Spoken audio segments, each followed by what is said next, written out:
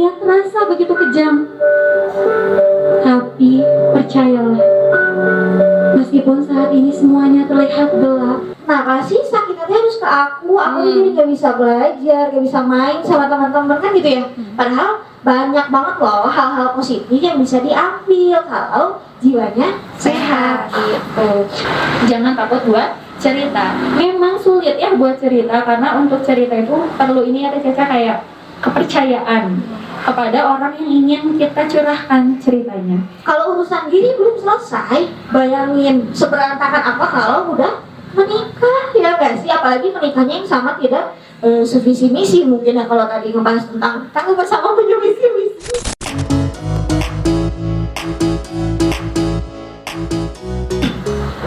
Nah selanjutnya simpulan dari Al-Ghazali dan juga Descartes ini bahwa jiwa itu tidak terpisah atau tidak terkotak-kotakan dengan raga. Ia mengalir di dalam darah atau ia mengalir bersama organ tubuh kita gitu. Jadi senantiasa ada gitu ya. Cuman terkadang suka tidak terasa ya bagi orang-orang tidak memahami apa itu jiwa atau tidak mengetahui terkait tadi judulnya apa? Kesehatan mental ya. Makanya jiwanya jarang dirawat ya. Atau kalau sering kita bandingin ketika agak membutuhkan asupan makanan ya nggak sih, rata-rata makanan, minuman, vitamin ya. Contohnya nanti yang akan kita beli ya di kedai kasih paham ini kan gitu ya. Nah tapi pernah nggak ya kita mikir jiwa itu kan hidup juga ya, bahkan dia yang akan kekal. Nah maka apa ya kira-kira asupan untuk jiwa itu sendiri supaya sehat kan gitu ya. Jadi lawan sehat adalah sakit ya. Makanya apa nih yang menyebabkan sakitnya jiwa, apa yang menyebabkan sehatnya jiwa, itu yang harus kita pahami. Gitu Dedes mungkin sedikitnya terkait teori kejiwaan yang dimana kita harus memahami dulu kan ya. Katanya pengen sehat tapi mental itu apa sih gitu. Kalau secara KBBI mental itu hal yang membahas tentang kejiwaan atau batin. Atau kalau secara epistemologi mental itu berasal dari bahasa Latin yang artinya mens atau mentis, artinya adalah jiwa atau nyawa gitu. Jadi kita lagi ngomongin atau lagi belajar bareng-bareng tentang kesehatan jiwa yang ini sifatnya abstrak banget ya. Kalau sendirian kayaknya pusing belajar, jadi kita bareng-bareng bahas di situ. Itu mungkin Des. Oke, tadi aku sedikit kepantik sama kalimat terakhirnya Teh Caca, yaitu jiwa itu juga butuh asupan. Apakah asupannya itu healing, hiburan, atau nonton drama, atau gimana sebenarnya buat mengasuh si jiwa ini Teh? Oke, sebenarnya balik lagi ya, dari sudut pandang mana nih kita akan meninjau ya. Kalau aku baca lebih jauh di bukunya Al-Ghazali tentang asupan jiwa ya, atau di sini spesifiknya kepada asupan akal. Berarti identik dong ya. Kira-kira kalau asupan akal rata-rata nih ketika berbicara mengenai kata akal, apa sih yang terlintas langsung di kepala teman-teman semua? Ada yang mau jawab atau aku tunjuk? ada stimulus kata akal. Yang kepikiran sama aku pastinya tentang berpikirnya Teh. Berpikir ya, berpikir. Jadi kayak bukti kalau kita punya akal kan dari kita mikir atau enggak gitu aja sih. Keren. Menarik ya. Nah berarti kita juga harus mencari nih asupan jiwa yang sifatnya produk. Betul tadi. Kalau kata Puja dengan ketika mendengar kata akal identiknya dengan berpikir. Nah maka kita harus mengetahui apa yang memang produk dari berpikir, kan gitu ya. Nah sebenarnya banyak banget ya produk dari manusia ketika berpikir. Di antaranya ada ide, gagasan, regulasi, terus juga tujuan, goal, cita-cita dan sebagainya. Itu hasil atau karya dari berpikir. Nah tapi yang membuat karya-karya tadi ada, nah berarti kan ada nih ya bahan bakarnya. Nah bahan bakarnya ialah ilmu. Nah jadi kalau kita ngomongin akal, asupannya adalah ilmu. Ilmu banyak banget ya sifatnya, mulai dari nasihat teman, mulai dari quotes ya yang suka relate banget kan gitu hari ini sama Gen Z ya kayak gitu. Itu tentang akal ya. Kalau tentang hati, kira-kira nih yang lain jadi ini ya tanya jawab. apa yang terlintas oleh teman-teman ketika mendengar kata hati? Berarti kan ngomongin asupan hati ya. Kalau tadi kan asupan akal, diantaranya secara generalnya adalah ilmu kan gitu ya. Boleh tunjuk lagi kayaknya supaya Aku interaktif mau ya. menunjuk teteh yang di ujung sini. Tapi tadi ada kenalan gitu. Kamu nyebut nama siapa? Feeling gitu ya. Oh, Terus Oh, iya. sampai intuisi gitu ya. feeling, intuisi, sama Keren ya, feeling dan juga intuisi ya berarti. Nah, berbicara mengenai kolbu berarti ya, karena jiwanya kolbu, kalau raganya hati ya liver ya, hati atau liver. Berarti kalau raganya akal adalah otak kan gitu ya. Nah, jiwa ya tadi kolbu. Teman-teman pernah nggak sih ketika melakukan suatu hal yang tidak sesuai dengan norma, ada keresahan atau rasa was-was ya? Kayak kita ambil analogi seorang pencuri ya. Ada nggak pencuri yang tenang-tenang aja dalam beraksi? Kayaknya nggak ada ya. aku kan nonton ini ya, sama mirip-mirip kali mirip. Kita sehati Apa kita. ya kan kita sehati. Nah kan nggak ada pencuri yang ada tenang kan gitu ya, merasa bahagia, tenang, nggak ada, karena apa coba? Nah itu merupakan sinyal, atau kalau tadi mah simptom ya kalau bahasa psikologinya ya, tanda-tanda bahwa hal yang dilakukannya adalah salah, tidak sesuai dengan norma yang berlaku di masyarakat gitu. Makanya hati menimbulkan, menghadirkan sinyal berupa was-was, deg-degan, nggak tenang, resah, galau, gelisah dan sebagainya kan gitu ya. Nah maka tadi ya kita harus mencari dulu nih, memang mau ditinjau dari segi mana. Kalau nggak salah, karena Al-Ghazali itu muslim dan insya Allah kita di sini semua muslim ya mungkin ya, kayak produksi sebenarnya. Nah maka kita lihat aja ya dari sumber kebenaran terdekat ya, yang menjadi kebenaran tertinggi di dalam agama kita yaitu Islam. Maka kalau nggak salah di dalam surat Ar-Rum ayat 30 di situ dijelasin bahwa manusia itu manusia itu terakhir dalam keadaan fitrah gitu. Jadi dan juga tidak ada perubahan pada fitrah itu. Nah ini menjadi statement untuk bisa kita mengatakan statementnya John Locke ya. Kalau versi John Locke, manusia itu terakhir seperti kertas putih ya. Kalau kertas putih berarti kosongan dong ya Des ya. Nah tapi apakah kita terakhir kosongan? Polos? Enggak teman-teman ya. Kita punya fitrah, salah satunya fitrah kita di dalam manusia itu adalah condong pada kebenaran. Jadi dia tahu mana yang salah gitu ya. Hal-hal yang tidak boleh atau tidak elok dilakukan dia tahu gitu. Terus yang kedua adalah fitrah bertuhan ya. Karena aku pernah baca bukunya Bumi Manusia, kalau nggak salah novel, itu keren banget nyeritain terkait seorang ateis, tapi pada akhirnya ketika ada di titik terendah, kata yang dia sebutkan pertama adalah Tuhan gitu, karena dia paham gitu betapa lemahnya diri ini gitu. Jadi kalau tadi jadi narik lagi ya, asupan untuk hati adalah kebenaran itu sendiri yang harus dicari oleh manusianya gitu. Itu mungkin Dedes jadi manjang ya, maaf. Oke, terima kasih banyak. Ini jawabannya sangat mendalam, tadi juga ada contoh yang double. Bagus, jadi semakin menyerap ya guys otak kita. Nah, selanjutnya nih Teh, emang kesehatan mental ini tuh kan sesuatu yang banyak diomongin. Terus juga tadi emang suatu hak kebutuhan kita, berarti ada sebuah urgensinya. Ngomongin tentang urgensinya sendiri, sebetulnya apa sih Teh urgensi dari kenapa harus sehat mental dan kenapa harus kesehatan mental? Oke, baik aku ya teman-teman. Urgensinya, kalau misalnya ngomong urgensi kan pasti antara penting dan juga tidak penting ya. Dan kalau ngomongin kesehatan mental, mungkin dibuktikan dengan kehadiran teman-teman di sini. Berarti urgensinya adalah sangatlah penting ya teman-teman, sangat urgent gitu kesehatan mental ini. Why? Kenapa? Karena kesehatan mental itu akan berpengaruh kepada pola berpikir kita, pola bertindak kita, hingga akhirnya akan memunculkan perilaku yang kalau dari definisi menurut WHO tadi ya, ada 3 ya, mental, fisik, dan juga sosial. Nah, akan berpengaruh kepada sosialnya gitu teman-teman. Jadi kesehatan mental itu sangatlah penting karena untuk kita keluar rumah, untuk kita berinteraksi dengan yang lain tuh itu yang namanya kesehatan mentalnya gitu. Gimana caranya kita berinteraksi sosial, gimana caranya kita tadi ya karena proses berpikir. Jadi gimana caranya kita tuh menerima stimulus-stimulus yang ada, gimana kita ngerespon orang lain kepada diri kita. Itu tuh kesehatan mental tuh berperan penting di dalam situ teman-teman. Karena kalau misalnya kita sedang tidak baik-baik aja, maka kita tuh akan selalu merasa orang lain tuh negatif gitu.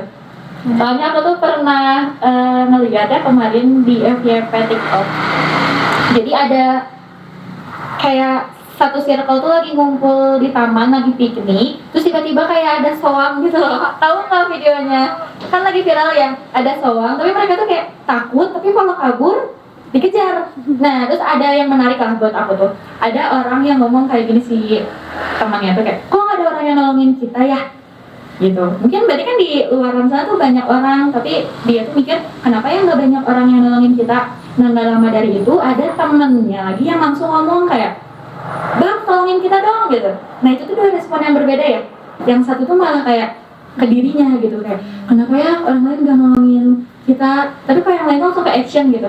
Bang, tolongin dong gitu kan, apa susahnya sih ngomong gitu kan. Nah ini tuh bisa jadi hal yang kalau kita punya kesehatan mental, kita tuh akan menghadapi permasalahan tuh dengan tenang-tenang aja gitu, nggak akan memperumit dengan isi pikiran kita sendiri ya. Karena kalau tadi nggak nyambungin ke teorinya kognitif, ternyata pikiran-pikiran negatif itu muncul dari diri kita sendiri, dari pikiran kita sendiri. Sebenarnya orang lain tuh nggak gitu loh, baik-baik aja gitu lingkungan teh, tapi kadang kitanya aja yang memandang itu negatif gitu. Jadi kesehatan mental itu sangat penting untuk kita bisa mengaktualisasikan potensi diri kita. Kayak tadi ya di tujuan atau visi dari Tangguh Bersama, salah satunya itu adalah mengembangkan potensi diri.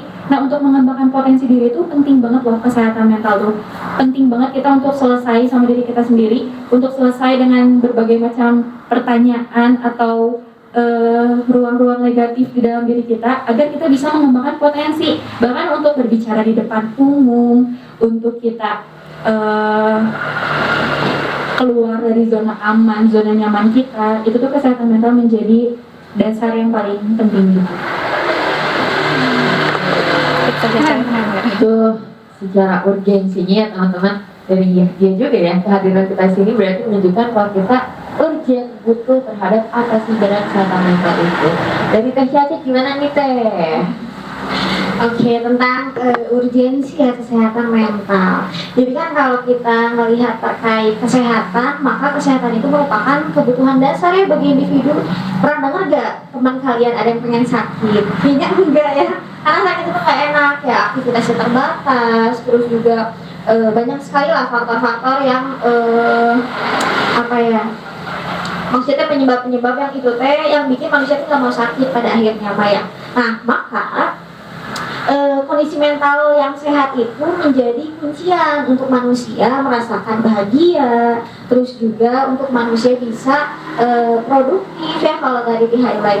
Selanjutnya juga untuk bagaimana manusia bisa menebar kebermanfaatan ya. Tapi apakah orang yang sakit tidak bahagia? Enggak juga. Sakit raga ya? Enggak.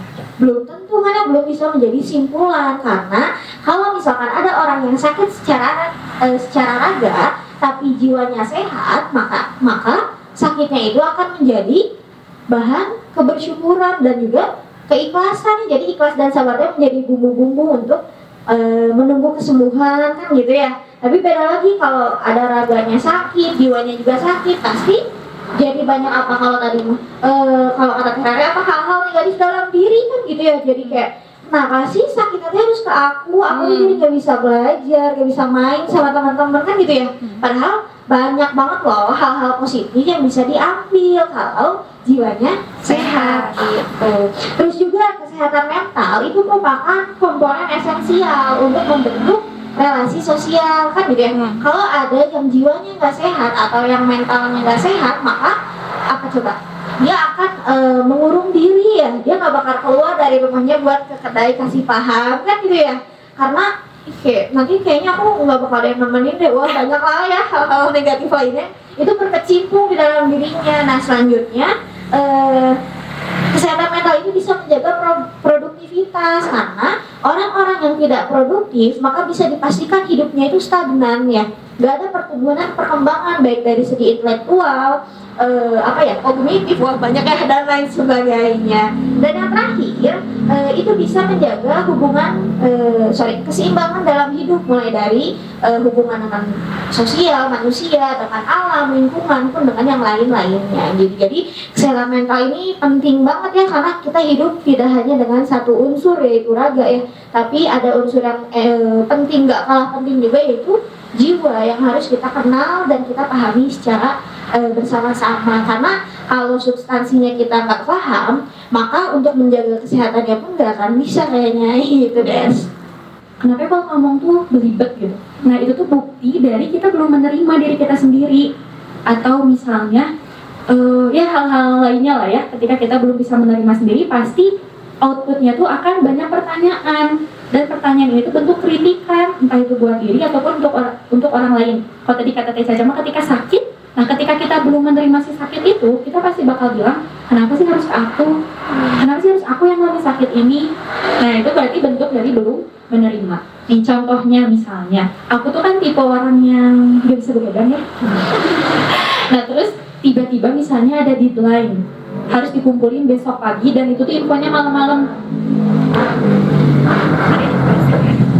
Nah, ketika aku sudah menerima kalau misalnya aku tuh nggak bisa begadang, maka langkah yang aku akan lakukan adalah aku akan tidur dulu buat nanti subuh aku ngerjain gitu tugasnya. Kenapa? Karena kalau misalnya aku maksain aku ngerjain, esoknya tuh akan berantakan gitu, kayak akan rungsing, pusing, dan lain sebagainya.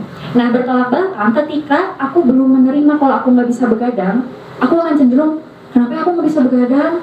Itu nyalahin diri sendiri. Yang kedua, nyalahin dosen atau pemberi tugas, kayak, nah sih pada tugasnya malam-malam gitu. Jadi malah sibuk untuk menyalahkan gitu. Beda ya responnya ketika kita sudah menerima, kita cenderung akan lebih akan langsung kepada solusi konkret gitu. Aku udah terima, apa langkah selanjutnya A gitu. Karena ketika misalnya yang kita terima tuh hal negatif, itu tuh nggak akan bikin hidup kamu selesai. Kayak misalnya aku lagi sedih nih, ya udah itu tuh sedih itu ada waktunya gitu, dan karena kamu sedih, itu tuh nggak akan bikin hidup kamu tuh selesai. Nah berbanding terbalik juga, ketika kamu itu merasa mendapatkan suatu potensi, misalnya potensinya itu contohnya mungkin tadi ya bisa berbicara di depan umum. Nah ketika kamu bisa berbicara di depan umum, ya udah, kamu tuh memang cukup gitu hanya bisa berbicara di depan umum, kan tidak ya, harus digali lagi potensinya gitu. Jadi self acceptance itu sepenting itu sebelum kita lanjut ya. Atau kadang suka bahasa kita nyama apa nih Caca? Nampi. Bahasa Sunda ya. Bahasa Sundanya mah nampi. Jadi ditampi dulu aja, divalidasi dulu aja segala rasanya, jangan denial gitu, jangan ditolak gitu yang pertama. Nah terus yang kedua dan selanjutnya, mungkin ini langkah-langkah konkretnya yang bisa teman-teman lakukan. Aku tuh kadang suka kayak journaling gitu teman-teman. Kayak misalnya, ini bisa teman-teman lakukan juga yang kayak mencatat hari ini tuh apa yang aku rasain. Atau bisa juga ya aku baca-baca referensi dari luar tuh, kayak orang lain tuh sampai menuliskan emosi-emosi dianya gitu. Kayak hari ini tuh dia lagi ngerasa apa, ini langkah untuk kita menerima tadi ya, lagi sedih, lagi marah, oke, ditulis, dibuat catatan. Terus dicatat juga gitu hal-hal yang lagi kalian syukuri, itu dicatat aja gitu. Karena kadang kalau hari ini kita lagi baik-baik aja kan belum tentu ya besok tuh kita baik-baik aja. Nah ketika besok gak baik-baik aja, kita tuh bisa lihat jurnal kita gitu. Kita bisa lihat kalau kita tuh pernah loh ada di posisi sebaik-baik ini, di posisi positive vibes gitu, mindfulness itu tuh kita pernah gitu ada di posisi itu. Jadi itulah untuk menjaga kesehatan mental ya, pasti yang pertama adalah self acceptance, terus yang kedua journaling, dan yang ketiga tuh jangan takut untuk cerita. Jangan takut buat cerita. Memang sulit ya buat cerita, karena untuk cerita itu perlu ini ya Caca, kayak kepercayaan kepada orang yang ingin kita curahkan ceritanya. Nah, maka dari itu langkah konkretnya adalah kita harus cari circle positif circle, yang mana ketika kita ada di situ tuh, karena orang-orangnya udah saling menerima dirinya sendiri, maka akan mudah untuk menerima kita juga gitu, untuk saling menerima satu sama lainnya ya. Jadi kita harus mencari positif circle, karena kalau tadi balik lagi ke teori yang behavior, yang teori perilaku, lingkungan yang toksik itu seberpengaruh itu. karena capek kadang berada di lingkungan toksik. Nah, tugas kita tuh bukan meninggalkan lingkungan toksik ya, tapi ayo kita perbaiki diri kita untuk gimana caranya kita membawa inner positif gitu kepada si lingkungan yang toksik itu gitu teman-teman. Jadi salah satunya dengan ketemu bersama ya pada hari ini gitu.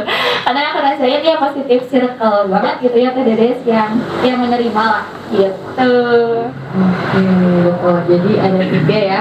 Yang pertama adalah self acceptance, lalu juga ada contoh konkret aksinya yaitu dengan journaling. Yang ketiga adalah nyari teman cerita. Kalau dari Teh Caca gimana tuh Teh? Kalau dari aku sebenarnya start awal bangetnya adalah sebenarnya banyak ya kalau tadi Teh Rere nyebutin self acceptance, terus juga banyak ada self regulation, terus juga self control dan masih banyak lainnya. Tapi sebelum itu kita pahami, maka kita harus mengenali diri. Jadi kalau dari aku versi aku itu untuk mencegah tadi ya apa berarti mental illness ya berarti kan ya. Mental illness itu adalah mengenali diri gitu. Karena ibarat gini lah, yang tahu diri, yang paham diri kita itu cuma diri kita dan pencipta kita ya. Kalau kita pernah nggak sih teman-teman merasa dipahami secara utuh sama orang lain setiap saat, kan kayaknya nggak bakal ada. Karena memang bukan berarti dia jahat kan gitu ya, tapi memang tidak ada kapasitas di dalam dirinya untuk memahami diri kita gitu. Yang mempunyai kapasitas adalah diri kita sendiri dan juga pencipta kita jelas yang memahami secara utuh kan gitu ya. Nah, maka langkah awalnya adalah mengenali diri. Mulai coba deh teman-teman, udah belum ya nanya 5W kepada diri kita. Mulai dari diri kita ini apa, siapa, dari mana, mau kemana, yang kayak gitu. Dan mau ngapain sih emang ketika ada di muka bumi ini gitu ya.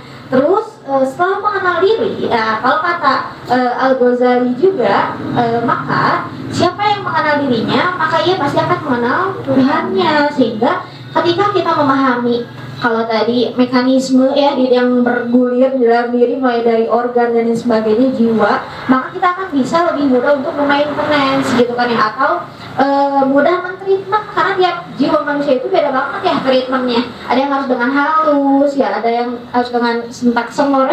Apa itu sentak sengor? Nah, macam-macam banget lah ya teman-teman. Nah, karena kalau kita udah kenal, maka kita tadi ya balik lagi kalau jadi nyambung nih ke teori bukunya Al-Ghazali, Alchemist of Happiness. Di situ kan dijelasin bahwa raja itu adalah hati ya, sehingga jangan sampai kalau kata Al-Ghazali kita itu salah menempatkan raja ya. Bayangin deh teman-teman, fungsinya raja atau tugasnya raja biasanya ngapain? Memerintah, memimpin. Memerintah, menunjuk ya, berarti kan menggerakkan dan yang mempunyai wewenang secara utuh kan ya. Nah, kalau kata Al-Ghazali yang menjadi raja itu harus hati karena condong pada kebenaran dan lain sebagainya. Bayangin kalau yang jadi raja itu adalah hawa nafsu, bakal kayak gimana kira-kira? Berantakan, terus gimana lagi? Gak pernah puas. Iya bener ya. Oh jadi santai. Bener ya. Jadi gak bakal pernah puas karena hawa nafsu itu suatu hal yang tidak ada batas dan tidak pernah akan bisa dipenuhi ya. Jadi terus aja pengen ini, pengen itu, padahal mah ya beda ya dengan kebutuhan. Jadi keinginan itu beda tipis. Jadi yang harus kita penuhi hari ini itu bukan keinginan, tapi bukan berarti nggak boleh ya, Teh Dedes ya. Boleh nggak ingin S3 ya boleh dong kan gitu ya. Jadi kita harus bedain mana nih keinginan sifatnya dari hawa nafsu yang membuat kita tadi berantakan, terus juga nggak pernah bersyukur pada akhirnya. Maka gitu ya, kenapa sih mama tuh ngasihnya cuma 30.000, udah tau katanya udah kuliah harusnya 50.000. Padahal makanya 30.000 cukup ya udah syukurin aja dan manajerial dengan baik kan gitu ya. Nah tadi ya pengenalan diri, setelah itu maka kita akan bisa memahami struktur jiwa secara utuh dan juga bisa hadirlah self control. Jadi bagi aku yang paling penting itu di antara self lainnya yaitu self control. Karena bayangin deh teman-teman, emosi itu kan fluktuatif ya sifatnya. Ya pernah nggak sih teman-teman mood swing? Tiba-tiba sedih, tiba-tiba bahagia, kayak itu kan sering banget ya kayaknya teh. Nah jangan salah nih ya, ini hal sepele, tapi ini akan berdampak apalagi buat yang sudah berumah tangga mungkin ya. Jadi kalau kata Teh tadi ya, kalau urusan diri belum selesai, bayangin seberantakan apa kalau udah menikah ya nggak nggak sih? Apalagi menikahnya yang sama tidak sevisi misi mungkin ya, kalau tadi ngebahas tentang tangguh bersama punya visi misi gitu ya, sedikit ya teman-teman. Nah setelah itu baru akan memahami struktur jiwa ya, balik lagi, sehingga bisa mengontrol diri secara utuh. Jadi manusia yang merdeka itu bukan yang hanya terbebas dari penjajahan ya, tapi ada loh penjajahan kecil lainnya yang hari ini kayaknya nggak kerasa. Apa coba salah satu bukti penjajahan di dalam diri kita? Terbelenggunya pemikiran-pemikiran kita oleh ketakutan dalam diri, rasa cemas, kan gitu ya. Kenapa sih manusia bisa cemas? Atau bahkan didiagnos general anxiety disorder mungkin ya, yang nggak tahu sifatnya karena yang nggak tahu penyebabnya karena general.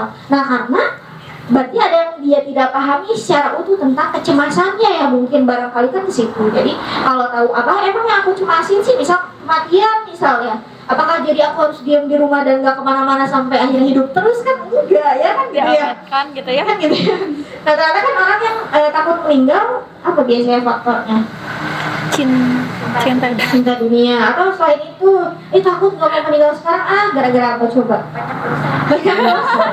Aku takutin sama. Nah tapi kan kita mempunyai akal ya, kita mempunyai tadi struktur yang banyak, mulai dari self control, terus juga self regulation ya, sehingga memang bisa ya dengan ketakutan aku hari ini, aku jadi mengurung diri, gak mau bersosialisasi, gak mau keluar rumah ya, nongkrong sama teman-teman buat sharing, atau gimana kan gitu ya. Padahal kematian akan hinggap ya, karena kematian adalah keniscayaan, jadi suatu hal yang tidak bisa kita hindari gitu.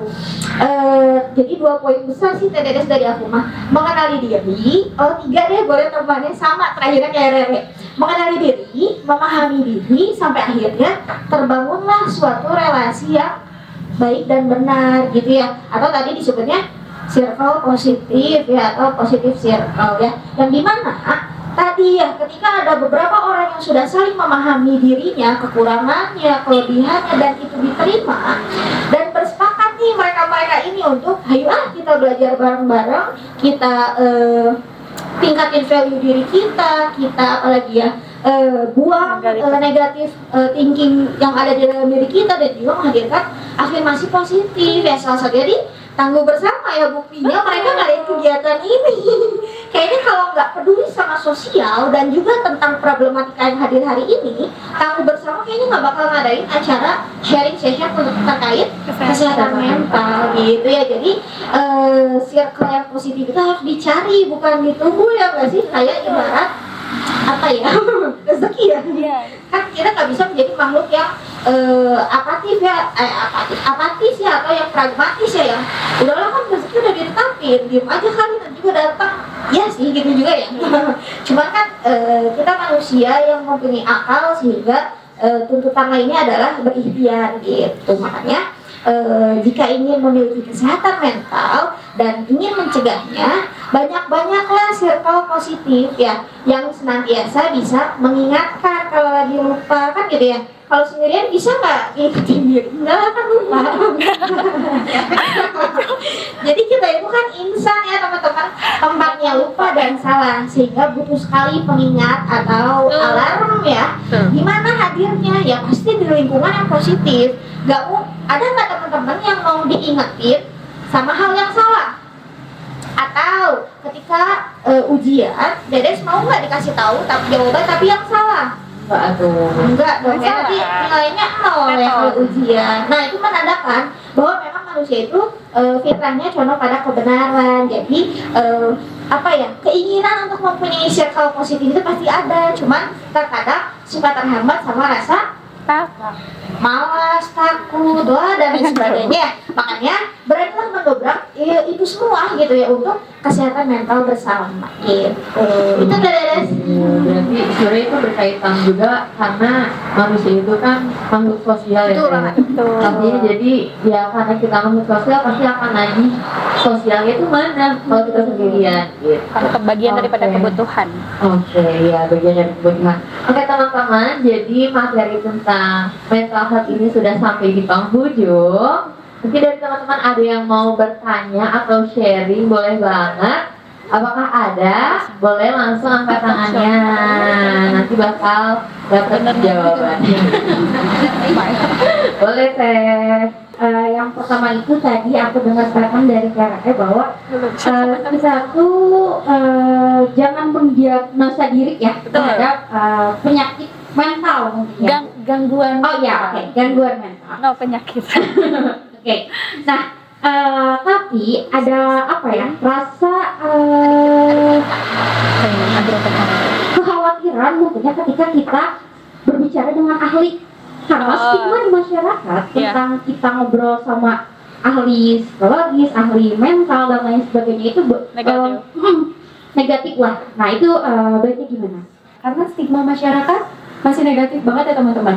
Bahkan aku suka dengar cerita dari yang lain juga ya. Ketika ada yang memang gangguan mental ya, bukan lagi perihal yang biasa gitu. Memang sampai dia tuh halusinasi, delusi dan lain sebagainya. Kata lingkungan rumah dan keluarganya tuh dibilang apa coba? Kesurupan, sana. Itu mah ditempelin jin. Akhirnya dibawanya kemana? Ke ruqyah.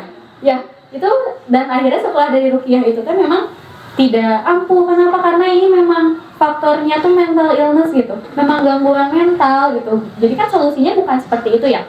Nah maka dari itu, dari diri kita tuh lagi-lagi yang tadi Caca bilang harus berani gitu. Kalau misalnya takut untuk sendiri, mungkin kalian bisa komunikasi ke orang yang kalian percaya buat nunjukin kalau iya aku lagi nggak baik-baik aja.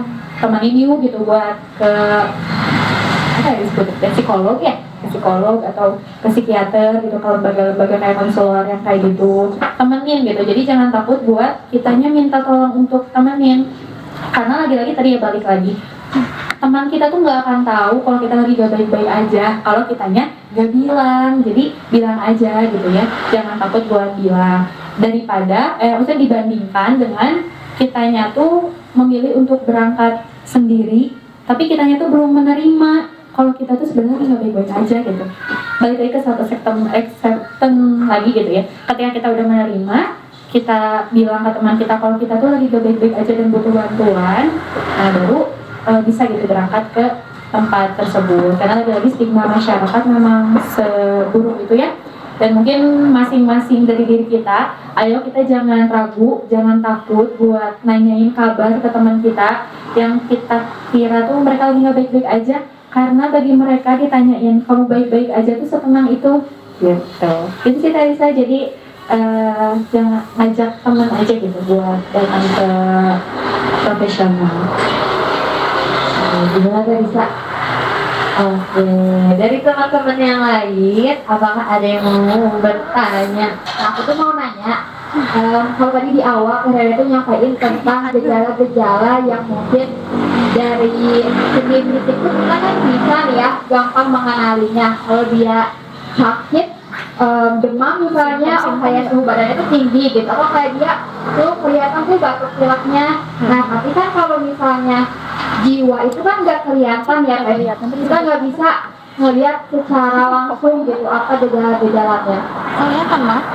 Terus tadi juga disampaikan tentang self awareness tentang kesadarannya. Nah aku mau minta tipsnya nih, gimana cara kita itu bisa mengaplikasikan self awareness itu, karena kan masih banyak orang yang mungkin belum paham sepenuhnya ya tentang kesadaran diri. Nah maksudnya kayak apa sih yang harus disadari dalam hal kesehatan mental ini gitu. Itu aja sih saya. Oh terus sama ini, kebetulan kan aku sekarang lagi baca buku yang Seni Bersikap Bodo Amat. Nah dari ide tersebut gitu ya, dari bersikap bodo amat, apakah itu juga bisa menjadikan salah satu cara untuk menjaga kesehatan mental kita, atau justru sebaliknya ya? Aku mau konfirmasi pertanyaan dulu nih.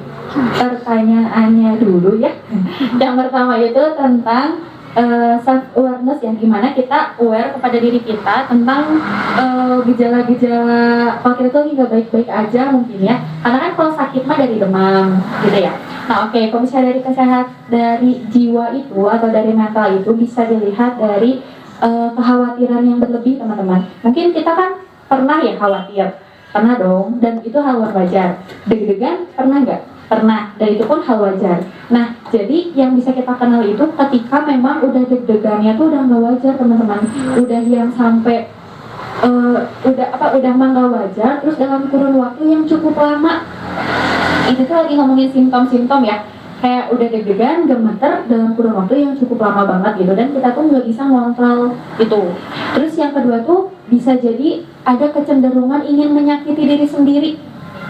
Kayak misalnya ya maaf ya, kayak misalnya cutting dan lain sebagainya. Nah, hal tersebut tuh muncul karena ingin puas gitu. Kalau aku pernah dengar dari cerita teman-teman aku yang lain, biasanya kenapa dia memutuskan untuk menyakiti diri, karena kan kalau sakitnya di diri mah keluarnya darah gitu. Nah, berbeda ketika disakitnya di jiwa gitu. Jadi maka dia tuh menyalurkan lewat menyakiti dirinya gitu. Jadi kalau misalnya udah muncul kayak perasaan-perasaan ingin menyakiti diri, ingin menyudahi ini semua, kayak melihat benda tajam tuh kayak kayak gitu lah. Maaf ya, ini mah ada ini, tapi ini buat aware ya, buat diri kita gitu. Jadi yang pertama, kalau udah kecemasan atau sesuatunya itu berlebih dengan kurun waktu yang lama, terus ada kecenderungan ingin menyakiti diri kita sendiri gitu. Dan kalau misalnya yang memang dari pengaruh otak gitu ya, dari sel dan lain sebagainya, biasanya kayak halusinasinya, mendengar suara-suara yang mendorong kita untuk nyakitin diri, untuk kita mengurung diri di kamar gitu. Memang sih hal tersebut tuh sering kadang orang tuh mengalaminya ya. Nah, kalau misalnya teman-teman udah ngerasa banyak kayak tadi, nah itu langsung aja gitu, tadi yang pertanyaan Teresa, langsung minta ajakin teman buat temenin ke profesional gitu, karena kan bisa banyak banget ya, tadi bisa anxiety disorder, bisa depresi, bisa bipolar dan lain sebagainya. Tapi lagi-lagi itu tuh simptomnya banyak, dan dari cemas yang kita miliki itu belum tentu loh itu itu semua gitu. Dan setahu aku untuk psikolog mendiagnosa pun nggak langsung satu kali jadi gitu, memang harus beberapa pertemuan gitu. Cuman ya singkatnya tadi kita juga 3 tadi, ketika memang sudah berlebih gitu. Terus yang pertanyaan kedua ya, yang dari buku Seni Bersikap Bodo Amat, mungkin akan disampaikan oleh Teh Caca. Oke, jadi Teh Puja udah baca beres? Masih bagian awal-awalnya Bagian awal-awalnya. Oke. Bagian awal-awalnya simpulan yang didapat apa tuh? Supaya yang belum baca jadi tahu. Jadi baru deh kita bisa jawab pertanyaannya. Berarti yang paling aku ingat banget ya, jadi kayak di awal bukunya tuh penulisnya nyeritain tentang salah satu tokoh yang dia tuh awalnya tuh hidupnya berantakan banget lah, kayak dari minum-minumnya, selamain perempuannya gitu ya, yang gelap lah kayak gitu. Nah, terus dia tuh cita-cita tuh jadi pengen jadi penulis yang terkenal gitu. Banyak penerbit yang menolak karya-karyanya dia, satu hari ada yang tertarik, terus sekarang tuh di akhir-akhir kehidupannya itu dia bisa terkenal gitu, karya-karya tuh dia bisa banyak orang yang mengagumi lah gitu. Itu bisa sampai sukses karena bodo amat sama kayak dia gagal berapa kalinya kan, jadi dia bisa kayak gagal, oh ya udah sih, terus kenapa gitu. Terus juga dia tetap tuh ngerasa menikmati hidup dia yang gelap itu, karena dia yang merasa bodo amat ya, emang lifestyle-nya dia kayak gitu, terus kenapa gitu dia bilang kayak gitu. Itu sih yang aku sampai sekarang. Oke, siap-siap ya. Jadi kalau yang aku simpulin di buku itu, seni bersikap bodo amat memang bukan ngomongin bodo amat yang apatis ya. Tadi kan kalau apatis mah ada orang yang kecelakaan diemin kan gitu ya. Ada orang yang curhat nggak mau kayak gitu kan. Apatis mah emang benar-benar bodo amat terhadap orang lain ya, apalagi terhadap diri juga. Ada kan orang yang apatis terhadap diri. Nah, tapi menariknya di buku itu tuh dari judul ya, judulnya tuh seolah menjebak, oh berarti aku boleh ya bodo amat sama orang lain, nggak peduli sama orang lain. Nah, nggak gitu, tapi lebih kepada bodo amat terhadap respon-respon orang lain yang itu tuh sebenarnya nggak membuat kita bertumbuh ya. Kalau tadi dia ingin menjadi penulis ya, penulis buku, bener nggak? Nah, dengan lifestyle-nya yang kita katakan kalau versi itu gelap ya, karena norma-norma sosialnya banyak yang dilanggar mungkin ya. Nah, tapi dia tetap terus berkarya gitu untuk menunjukkan bahwa ya dirinya bermanfaat gitu, sampai akhirnya menghasilkan karya kan gitu ya. Kalau sederhananya gini, kita itu harus bodo amat tadi highlight-nya terhadap ucapan-ucapan orang lain yang nggak membuat kita bertumbuh sama sekali. Nah itu kita harus bodo amat. Makanya jangan pernah menjadi orang yang reaksioner. Ketika orang lain ngomong gini kita langsung aduh gimana ya gitu ya. Misal ketika teman-teman nyamani hari ini pakai outfit yang teman-teman pakai, terus ada tiba-tiba yang ih kamu kelihatan cool pakai rok, ya udah sih, ya itu bodo amat. Nah jadi bodo amat tuh harus disimpan pada tempatnya. Salah satunya terhadap ucapan, sikap orang yang sejatinya nggak bikin kita bertumbuh dan berkembang. Sejatinya itu bikin kita down atau rendah, ya udah bodo amat aja gitu, nggak usah jadi overthinking ya. Iya gitu kelihatan tua, nanti ke dia. Karena tiap orang beda-beda ya penilaian. Nah makanya carilah standar penilaian yang terbaik menurut diri kita gitu ya. Jangan pakai standarnya manusia gitu, karena tiap manusia beda-beda banget gitu. Jadi boleh banget bodo amat, tapi harus bisa menempatkannya. Itu teh puji dari aku. Oke, gimana Teh Puja? Apakah sudah terjawab? Oke, mungkin kita buka satu sesi pertanyaan terakhir. Jangan sia-siakan kesempatan mumpung ada waktunya. Boleh Teh? Oh? Mungkin kita next lagi ke kegiatan kita selanjutnya. Ada yang menarik juga nih. Apa nih Teh Dedes? Oke, selanjutnya di sini mungkin dari tadi kita udah duduk-duduk mendengarkan keseluruhan materi. Di sini kita mencoba mengaplikasikan gimana salah satu cara untuk menyadari kita tuh sehat mental atau enggak. Di sini kita akan ada sesi meditasi. Ini meditasi sederhana ya teman-teman, yang akan dipimpin langsung sama Teh Rere. Oke teman-teman udah siap? Mungkin tadi catatannya boleh disimpan dulu, ada handphone atau laptop atau barang-barang lainnya boleh disimpan dulu, diamankan. Terus juga boleh duduk posisi nyaman ya teman-teman. Oke, tutup matanya perlahan. Lalu silangkan kedua tangan di depan dada sambil ditepuk perlahan. Hai, apa kabar? Lagi merasa berat ya? Terkadang hanya dengan satu kata, satu perlakuan, atau bahkan satu hari buruk bisa menjadi beban yang terlalu berat untuk kita tanggung. Aku tahu gak mudah untuk sampai di titik ini. Hari-hari yang terasa seperti badai, malam-malam panjang yang penuh dengan tangisan. Akhir-akhir ini mungkin terasa seperti semuanya terlalu banyak.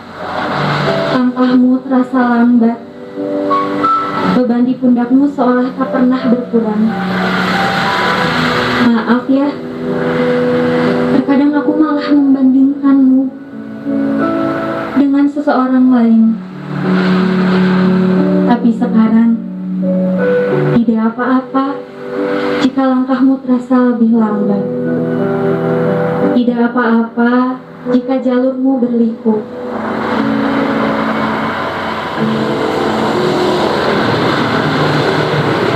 Aku tahu rasanya berat. Kadang kamu bertanya-tanya, kenapa harus aku? Kenapa dunia terasa begitu kejam? Tapi percayalah, meskipun saat ini semuanya terlihat gelap, kamu gak sendirian. Mungkin gak ada yang tahu seberapa keras kamu berjuang. Mungkin mereka nggak ngerti air mata yang kamu sembunyikan di balik senyumanmu. Rasa sakitmu valid, luka-lukamu nyata, dan gak apa-apa kalau kamu merasa lelah, hancur, atau bahkan ingin menyerah. Kamu gak harus selalu terlihat kuat, tapi tolong bertahanlah. Karena meskipun kamu gak merasa dunia gak peduli, ada orang-orang yang diam-diam mendoakanmu. Dia, orang tuamu.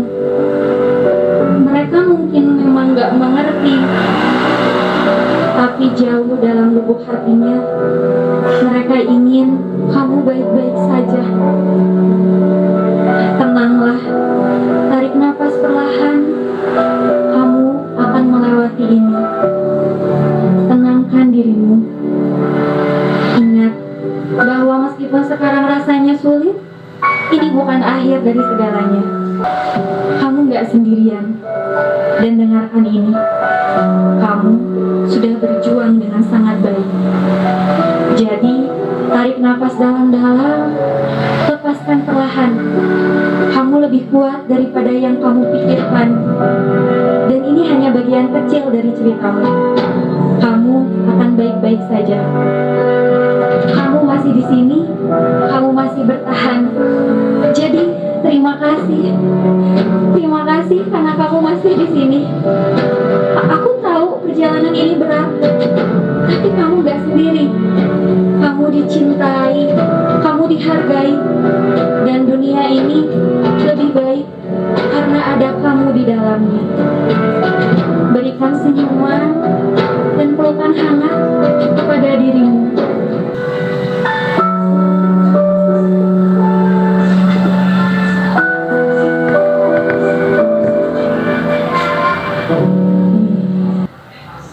Dan tunjukin bahwa ya kita baik-baik aja teman-teman.